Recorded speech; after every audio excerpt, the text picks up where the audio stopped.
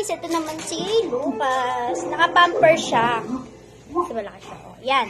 Yan po si Lucas namin. Nag 1 year old nung nakaraan ng 14. So, lilinisan ulit din siya ng tenga gamit tong ear wipes. Huwag mo na. Behave lang, behave. Mabait to si Lucas. Behave lang to ito, diba? Napakabait nito. Sobrang bait niya. Oh. Nakadumi ng tenga mo, naka. No. Mabait to guys, lalo na pag pinapaliguan, sobrang dumi guys. So, tingnan nyo. Lalo pag pinapaliguan siya guys, sobrang bait nito. Hindi siya malikot. Ang pinaka makulit kong pinapaliguan is si Luna. Naliligo naman, tila takot lagi sa ano.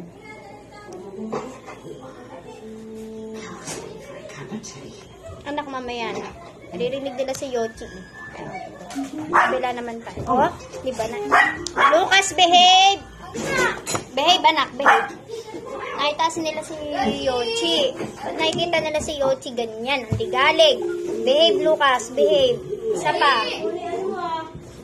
Isang ng tenga pa.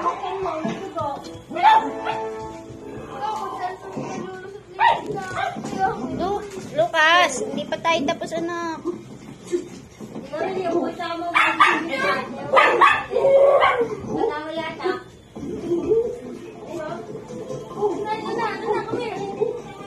Pakainin mo na. Nakikita kasi, naririnig kasi nila si Yochi. Naabangan nilang pumasok sa loob. Kaya ito yan.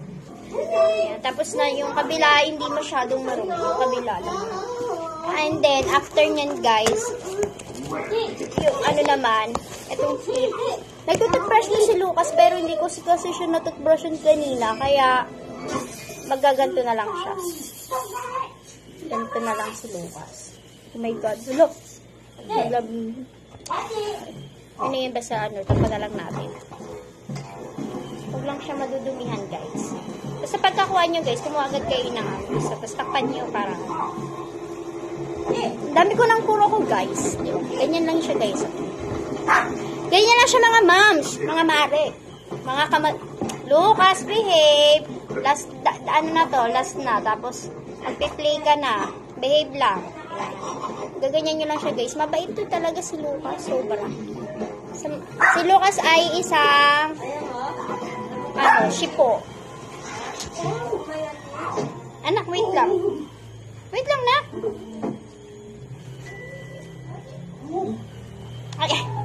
Ay, gusto nyo na kasi mag-play. Lucas, wait lang. Behave. Bigyan ta treats. Treats. Treats. Bibigyan ng treats. Pagtapos, bibigyan ko ng treats yan. Mabait yan eh. Mabait yan. Wait lang. Bibigyan ko treats. Matatapos na. Kita nyo guys. Ay, hindi nyo kita. Konti lang. Dumi niya. Yan.